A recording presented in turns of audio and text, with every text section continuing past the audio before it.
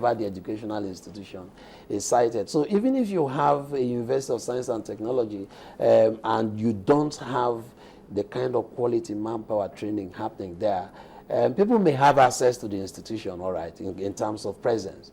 But then what will count in the final analysis will be what kind of education happens there. If people are in the Department of Computer Science, what is the quality of manpower that they have in terms of teachers that teach there? Are they well remunerated? Do they conduct research? Do they go for seminars and rub minds with their counterparts across the world? What about the quality of pedagogy, the quality of teaching and learning that happens in those places? Those are the things that will finally count in terms of the quality of education that we give. So if you are talking about the number of schools, that's fine in terms of access and penetration, but then we need to worry more importantly about the quality of teaching that happens there. And my sense is that we need to do more in terms of improving that quality. It could mean to incentivize research. It could be to make sure salaries are promptly paid. It could be to make sure that there are constant regulatory visits to know exactly what is happening. In law, for instance, we see that the NUC and other regulatory bodies tend to go from one school to the other to know how many people are sitting in one class, what kind of quality of teaching happens there, and they impose specific limits. I think we need to have that kind of stronger regulatory oversight to make sure that standards are monitored very closely. But in spite of that, one wonders, because year in, year out, you see JAMB, in spite of all these commissions that we have, rather than raise the cutoff mark, sometimes you hear that the cutoff mark is reduced and you wonder, what's going on? Are they not supposed to keep increasing that? Because the level is supposed to be very competitive, but that's not what we see. Yeah, what that has to do is, these are standardization tests where people write certain exams before they qualify to enter into certain institutions. And you find out, the test scores tend to move up and down from time to time. And sometimes the standards, to share your concern, sometimes the standards are abysmally low, and you wonder if these people eventually get into the school, what kind of education will they possibly, do they have even the basic, the preliminary skills to function within such a rigorous learning experience? You find that the standards sometimes are lowered for all kinds of reasons. But again, what will matter is the quality of learning that happens there. I am looking for situations where people don't have to come from out of universities or any kind of center of learning and then be concerned about how they will get jobs. Because, you see, there will always be job deficit. There will always be people who won't get jobs if they are merely looking for jobs. So the logical extension of what I'm saying is that we need to build the capacity in such a way that if a person comes out of the university, comes out of the College of Education, comes out of polytechnics or whatever centers of learning, they ought to be self-employed. They ought to be able to say, look, rather than wait to get a job, I ought to be able to create jobs.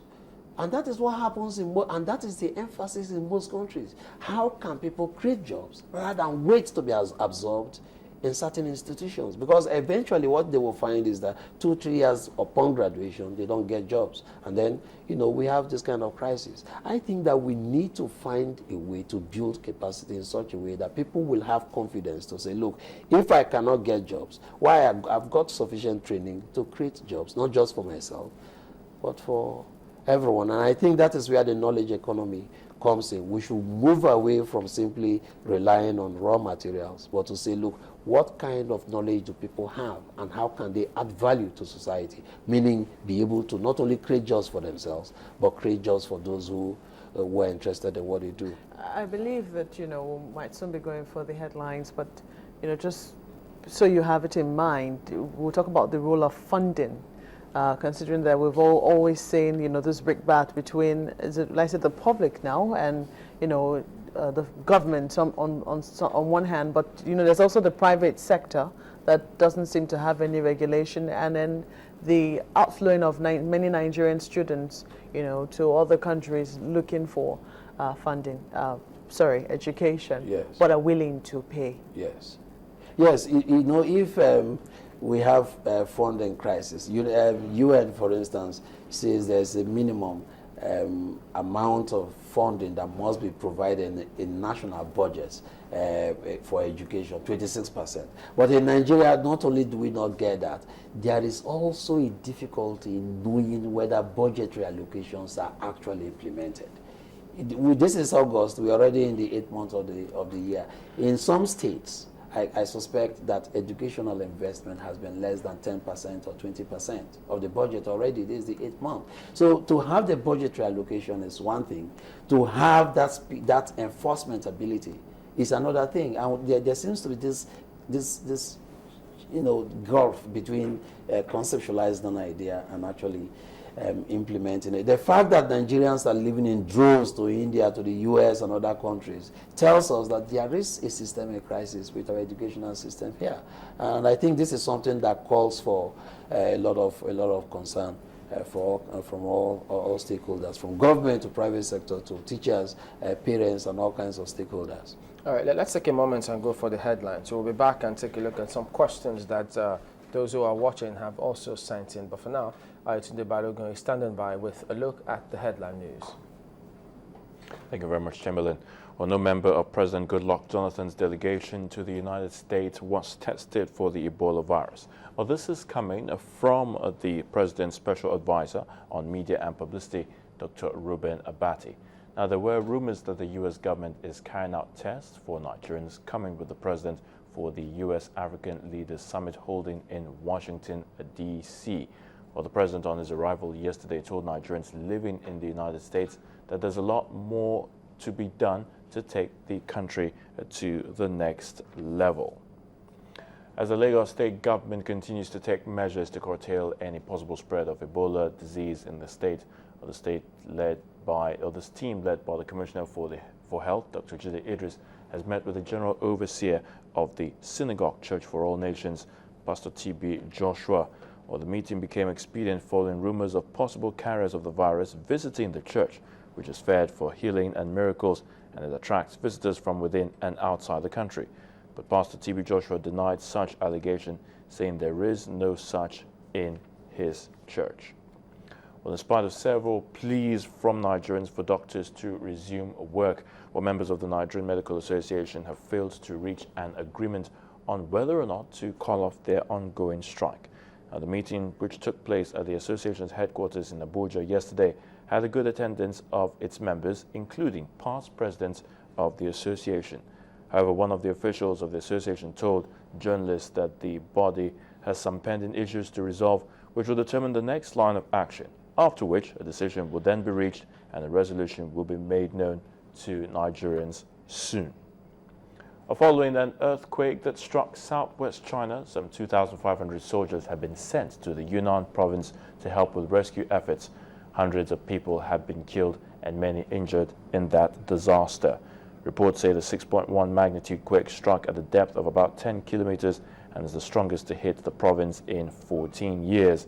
Or the head of Longustan Township, Chen Guyong, says many houses have been leveled and rescuers sent to the epicenter as well.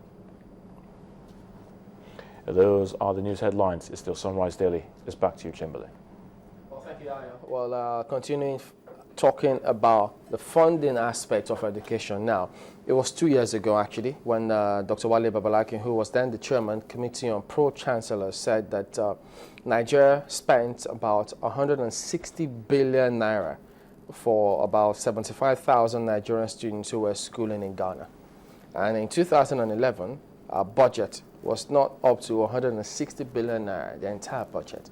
And so it shows that, look, we're spending more in those countries. Nigerians want quality education, no doubt. But we don't seem to have identified that, look, this is as serious as much as we're losing so much money to other economies. Even in West Africa here, now people are going to Togo to seek this education, and you ask yourself, have we gone that bad? Yeah, the question actually is not so much about how much we spend in terms of what appears to me to be education tourism. People are going on education tourism in other places. the more fundamental question is, why are they living this much? It wasn't like this in the 60s. It wasn't like this in the 70s. It wasn't even like this in the early 80s. So there has to be a very serious study concerning why are people living. Look, in the 70s, it used to be scandalous to come to Nigeria with a medical certificate from Asian countries, India, Pakistan, and the rest of